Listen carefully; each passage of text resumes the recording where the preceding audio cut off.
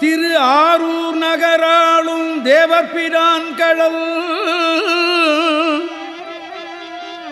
ஒரு நாள் மிக நினைந்த சிந்தையர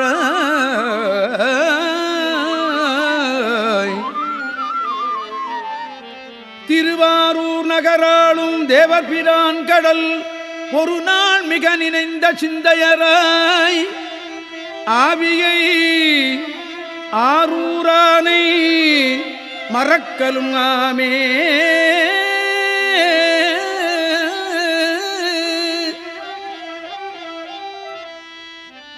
ஆவியை ஆரூரானை மறக்கலும் ஆமே என்னும் மேவிய சொற்திருப்பதிகம் பாடியே வெறுவுற்ற